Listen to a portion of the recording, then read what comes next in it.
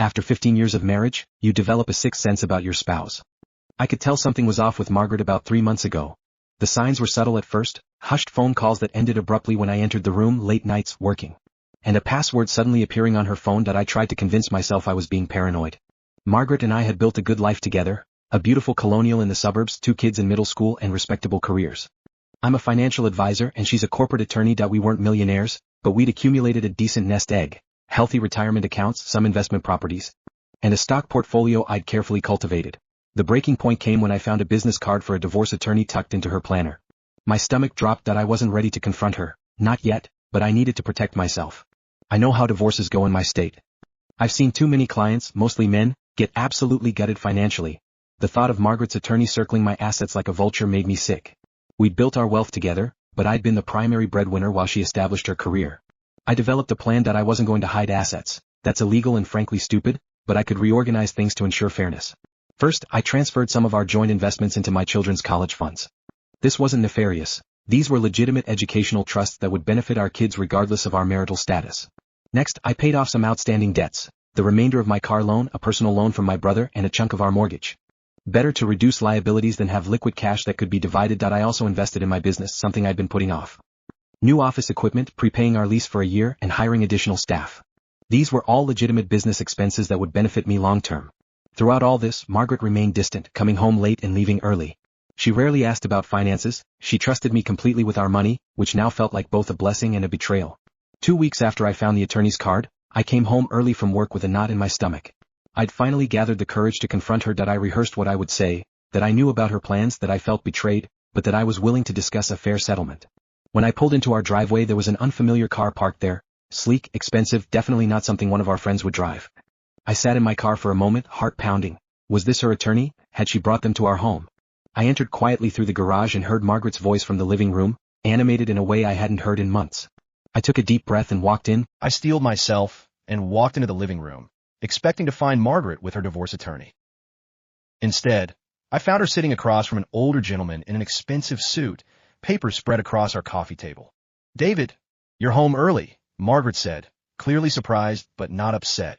"This is Charles Whitmore. He's a partner at Hadley Ross." I recognized the name immediately. Hadley Ross was one of the most prestigious law firms in the city, and not known for family law. "Nice to meet you," I said automatically, confusion clouding my thoughts. "Mr. Reynolds, your wife speaks very highly of you," Charles said, extending his hand. "I was just telling her that someone with your financial expertise would be invaluable to our firm's newest venture." I shook his hand, completely lost. "I'm sorry, what venture is that?" Margaret's face broke into a smile I hadn't seen in months. "Charles is putting together a team to manage a new investment fund for their high-net-worth clients. They've been looking for someone with your background in sustainable investments. And your wife has been singing your praises for weeks," Charles added. "She's been quite the advocate, insisting we meet you." The realization hit me like a truck. The late nights, the hushed phone calls, the secrecy. It wasn't about divorce at all. Margaret had been networking on my behalf, trying to land me a dream opportunity. "We'd like to offer you a position as fund manager," Charles continued. "The compensation package is substantial, including partnership track after 2 years." I struggled to process this information as Charles outlined salary that was nearly triple what I currently made, plus performance bonuses and equity. Margaret beamed proudly beside him.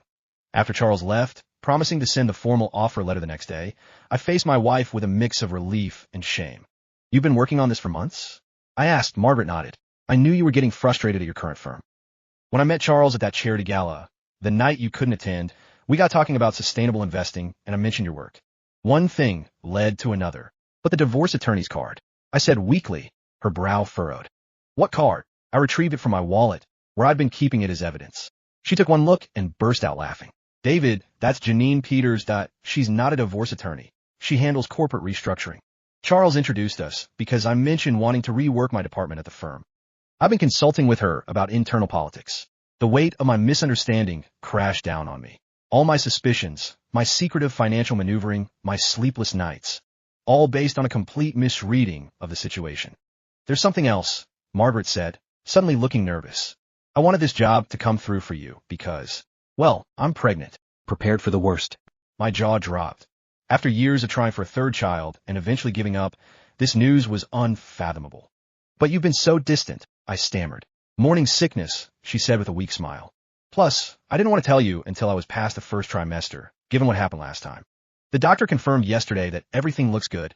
I sat down heavily on the couch, my mind racing. Not only was my marriage secure, but we were expanding our family and my career was about to skyrocket. And all while I'd been secretly moving assets around like a paranoid fool. That's when the panic set in.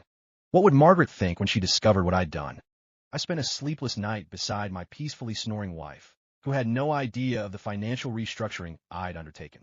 By morning, I knew I had only one option, complete honesty. Over breakfast, after the kids left for school, I took Margaret's hand and confessed everything, my suspicions, my fears, and my actions. Her face cycled through confusion, hurt, and finally, understanding. You thought I was divorcing you, so you moved our money around? She asked, her voice surprisingly calm. Not hiding it, I clarified quickly. Just reorganizing in a way that would protect everyone's interests. A long silence followed before Margaret sighed. I suppose I can understand why you jumped to that conclusion that I was being secretive. I should have trusted you, I admitted. 15 years together, and I allowed my insecurity to override my faith in our marriage. Margaret squeezed my hand. We've both been under stress. Let's focus on fixing this. Together, we went through exactly what I'd done with our finances. To my relief, she actually approved of most of my decisions. The kids' college funds needed topping up anyway, she acknowledged. And paying down the mortgage was smart, especially with interest rates climbing. Even my business investments made sense from a practical standpoint. If you're going to take this new position, having the business in good shape for whoever takes over is responsible, she pointed out. By lunchtime, we had a plan to gradually rebalance our accounts. Nothing needed immediate correction, which was a blessing.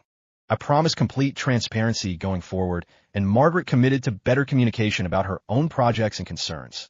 That weekend, we celebrated both the pregnancy and my new job offer with a family dinner. As I watched Margaret laughing with our children, her hand occasionally drifting to her stomach, I marveled at how close I'd come to derailing everything based on assumption and fear. Monday morning, I met with my financial team to accept Charles's offer and begin transition planning. By Wednesday, Margaret and I had our first joint counseling session. Not because our marriage was failing, but because we wanted to strengthen our communication to prevent future misunderstandings. 1 month later, we held a small gathering to announce both the pregnancy and my new position. As our friends and family congratulated us, Margaret's colleague Julia pulled me aside. Margaret told me what happened, she said quietly, about your misunderstanding. I felt my face flush with embarrassment. Don't be ashamed, Julia continued. My husband and I went through something similar last year. The point is, you both chose to work through it. That's what matters. That night, lying in bed with Margaret nestled against me, I reflected on the lesson I'd learned. Fear is a powerful motivator, but trust is a stronger foundation, and I nearly sabotaged my marriage by planning for its failure rather than fighting for its success. What are you thinking about? Margaret murmured sleepily. How lucky I am, I replied honestly, and how sometimes the things we do to protect ourselves are the very things that could harm us most. 6 months later, as I watched Margaret holding our newborn daughter in the hospital room, I thought about those frantic weeks when I'd been convinced my world was falling apart. How wrong I'd been. Sometimes what looks like an ending is actually a new beginning. I'd prepared for the worst and received the best instead. A stronger marriage, a more secure future. And the reminder that assumptions are the termites of relationships. I still have that divorce attorney's card, or rather, the corporate restructuring attorney's card. It sits in a frame on my desk, a daily reminder to always communicate, always verify, and never let fear write the script of my life story.